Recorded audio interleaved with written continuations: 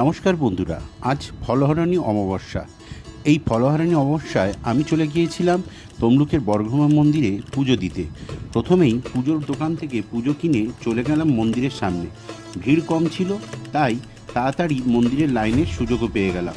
পুজোর হাতে ডালি নিয়ে দেখুন দাঁড়িয়ে আছি, সামনে অনেক ভক্ত, কেউ প্রণামও করছেন।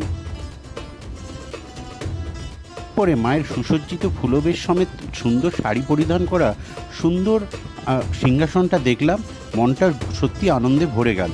সেখান থেকে পুজো দিয়ে ধীরে ধীরে বেরিয়ে যাব। এই দেখুন কত সুন্দর গঙ্গা মায়ের মূর্তি আকৃতি বিশিষ্ট জলাধার, এখান থেকে সবাই জল পান করে থাকে। এই দেখুন এদিকে কত সুন্দর একটা নাগচম্পা গাছ, কত ফুলের কুঁড়ি প্রস্ফুটিত হয়ে আছে।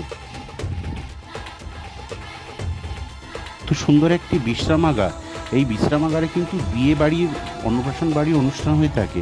বিশ্রামাগারের গায়ে বিষ্ণুর 10 অবতারের চিহ্ন লাগানো আছে। আর সামনেই দেখছেন যজ্ঞকুণ্ড। এদিকে হলো হরিমঞ্চ, বর্গভীমা মন্দিরে খুব বিখ্যাত হরিমঞ্চ। এখানে খুব সুন্দর সুন্দর মূর্তি রয়েছে। আর এটা হলো মানত গাছ, সবাই এই গাছে মানত করে কলসি বেঁধে থাকে। তো আজকের মিনি ব্লগটা এখানেই শেষ করলাম। ভালো লাগলে সবাই সাবস্ক্রাইব করবেন। সম্পূর্ণ বড় ব্লগ অন্যভাবে তৈরি করব, অন্য জায়গায়।